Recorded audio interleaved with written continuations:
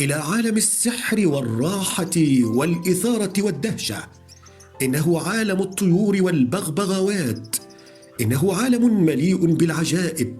إنه عالم الألوان الساحرة الخاطفة للأبصار. إنه عالم مليء بالذكاء والإثارة والجمال والروعة. إنه عالم الطيور والبغبغاوات. مرحبا بالجميع. كيف تتصرف لو أن الطيور عندك يعني لم تتزوج؟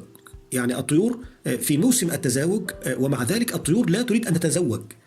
طبعا أنا أول ما يعني اشتريت العصافير، اشتريت يعني زوج من العصافير الاسترالي. وبعدين أنا يعني كنت يعني أأمل وكنت يعني أتمنى إن العصافير تبيض بسرعة. يعني أي إنسان في الدنيا بيشتري العصافير أو بيشتري البغبغاوات فبيتمنى إن الطيور يعني بيبقى عنده يعني اشتياق وتعجل إن الطيور تبيض. فأنا جبت العصافير ديت، وبعدين مر عليهم سنة ومع ذلك ما فيش أي تزوج تماما. مر سنتين، مر 3 سنين، ومع ذلك ما فيش أي تزوج. ما فيش العصافير لم تنتج ولم تتزوج. بصراحة أنا قلت خلاص هم ضمت كده يعني، وخلاص زينة وخلاص في البيت وخلاص. فسبحان الله، يعني القصد كله اللي أنا بقول لحضرتك إن الطيور ممكن تفضل عندك مدة طويلة جدا، مع إنه أنت متأكد من الجنس، يعني متأكد إن هم ذكر وأنثى. يعني ممكن الطيور تفضل عندك ويمر عليها الموسم ومع ذلك لا تريد أن تتزوج. فإحنا إزاي نشجع الطيور؟ بالمناسبة ان الجوز دوت اللي كان عندي ده قعد 3 سنين ما يبيضش وما يتزوجش خالص مطلقا. لما انا فقدت الامل تماما يعني بصراحة. لكن بعد ال3 سنين يعني اللي حصل المفاجأة ان الطيور دي تزوجت وباضت، وكانت يعني بتبيض بكمية كبيرة جدا، ويعني كان انتاجهم كبير جدا جدا. وشوية شوية وطورت من نفسي وبدأت اشتغل في البغبغاوات.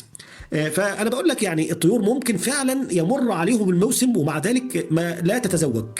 تعال كده نشوف، احنا عايزين نضحك على الطيور ونحاول ان احنا نخلي الطيور يعني تتزوج، ونحاول ان احنا نخلي الطيور تدخل الى البياضة. نعمل ايه؟ والله في عندنا حلول، او يعني ممكن نقول 4 حلول. الحلول ديت ممكن ان احنا نحاول ان احنا يعني نشد كده الانثى ونخليها تدخل البياضه. خلي بالك معايا لما تلاحظ ان في طيور عندك كده في الطيور اللي انت شاريها. الطيور ديت انت ما بتشوفهاش، يعني بمجرد ان انت تدخل او يحسوا ان انت داخل الغرفه مباشره الطيور بتدخل البياضه. والله دي ميزه وعيب في نفس الوقت. يعني ميزه لان الطائر يعني بيشعر بالامان في البياضه، فبالتالي هيبقى في امل كبير ان هو يفرخ وان هو يتزوج، لان البياضه بالنسبه له هي مصدر الامان. العيب الثاني ان العيب بقى في الموضوع دوت ان انت ما بتشوفش الطيور، يعني ما بتشوفهمش. بمجرد ما يحسوا بدخولك عليهم على طول مباشره يخشوا بسرعه للبياض. طيب انا اعمل ايه عشان يعني انا نفسي ان الطيور تبيض؟ اعمل ايه؟ ازاي اخلي الطيور لو ان هي ما بتخشش البياضه، ازاي ان انا اشجعهم على دخول البياضه؟ اول حاجه قال لك ان انت ممكن مثلا تحط اكل في البياضه، في فتحه البياضه. يعني ممكن تجيب مثلا كوز ذره، او ممكن تجيب عود مثلا دخن، او تجيب اي اكل كده وتحاول ان انت تخلي الاكل ده يعني باين في فتحه البياضه، بحيث ان الطائر يدخل البياضه ويقعد فيها وياكل الاكل. فمجرد ان هو يدخل البياضه هيكسر حاجز الخوف ويبدا يعرف ان المكان ده مكان امان. وبالشكل ده احنا كده نكون يعني بنحاول بقدر المستطاع ان احنا نجذب الطائر لدخول البياضه. يعني تجيب مثلا عود برسيم او اي شيء معين. المهم ان انت تحاول انت تحط العود دوت في داخل البياضه، وتبين بس طرف العود من فتحه البياضه، بحيث ان الطائر يقبل على دخول البياضه. الحاجة التانية ان احنا ممكن ان احنا نغير المكان. يعني ممكن الطائر يكون مش حاسس بالامان في المكان اللي هو فيه. يعني احنا بنقول ان تغيير المكان بيأثر بالسلب على الطيور. تغيير المكان دوت يعني ان انت تطلعه يعني من الغرفة اللي هو كان عايش فيها ويروح لبيت تاني. انما بالنسبه لتغيير المكان يعني تغيير القفص، تغيير مكان القفص. يعني مثلا انا عندي سلاكه فيها مثلا 5 ادوار، فانا هاخد الزوج اللي هو مش عايز يشتغل او اللي هو متاخر في الشغل ومش عايز يتزوج، فهحاول ان انا اخده من الدور مثلا اللي تحت واطلعه مثلا للدور الاعلى. فممكن الطائر مثلا يشعر بالخوف في الدور يعني الاسفل، فانا ممكن ارفعه واخليه في الدور اللي فوق، او ممكن اخده من الدور اللي فوق واخليه في الدور اللي تحت. يعني المهم ان انا اغير له مكانه، هيشعر بان في في قفص جديد، في سلاكه جديده. ممكن ده يحفزه على ان هو يدخل البياضه. الانثى لما بتدخل البياضه ويعني مثلا بتغيب في البياضه شويه او بتقعد في البياضه، الذكر طبعا الذكر بيبدا يشتاق للانثى، ويبدا ايه ده عمليه تحفيز ان هو يبدا في عمليه اللقاح.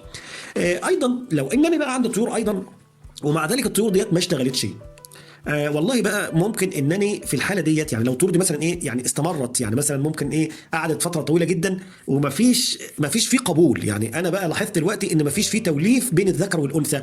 وقلنا طبعا يعرف التوالف ان الانثى بتكون واقفه جنب الذكر، الانثى بتكون واقفه جنب الذكر في الاول كده. بالنسبه مثلا للطيور الطيور اللي البغبغاوات، يعني مثلا طائر الدره الهندي، بنلاحظ ان لما انت تدخل الانثى تدخل الذكر على الانثى، ده الصحيح، الصحيح ان انت بتدخل الاول ايه الذكر الانثى على الذكر.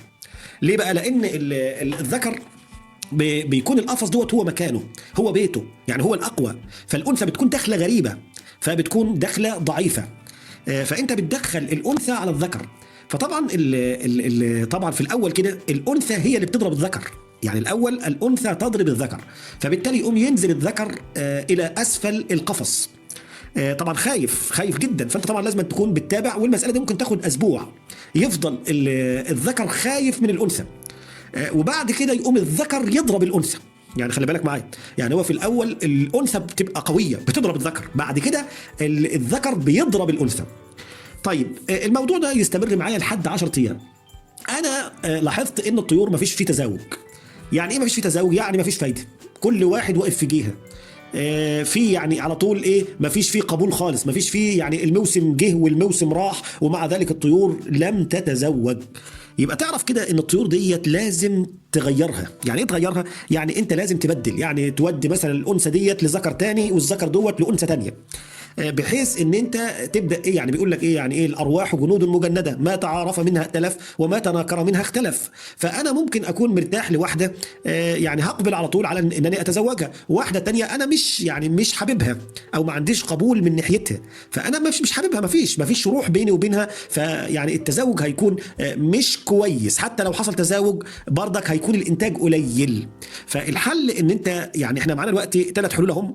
اول حاجه ان انا يعني احاول ان انا احفز الانثى ان هي تدخل البياضه، ان انا احط اي طعام، عود دخن، احط مثلا عود برسيم، احط كوز ذره، المهم ان ايه ان انا اشجع الانثى ان هي تخش البياضه. الحاجه الثانيه انني والله لازما انني اشوف الطيور واحاول ان انا اغير السلاكه، اغير الادوار في نفس الغرفه هغير. يعني مثلا القفص ده لو كان قفص مثلا ايه هو قفص دور واحد بس، هقوم اخد القفص ده من الجانب مثلا اليمين دهوت واحطه على الجانب الشمال، او احطه مثلا جنب عصافير تانية.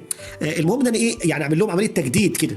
الحاجه اللي بعد كده الثالثه انني احاول انني بقى لو ما مش الانثى مش متوالفه مع الذكر، احاول انني احاول ان انا ابدل. طيب بعد كده ممكن ايضا الحل الرابع ان انا اجيب بيضه من يعني مثلا عندي زوج مثلا مش بيشتغل، لا يريد ان يتزوج ولا يريد ان يعني يبيض ولا اي حاجه، والزوج ده برضك يعني متوالف ويعني بيقف جنب بعضه والذكر بياكل الانثى وكله تمام، بس برضك مش عايزين يبيضوا.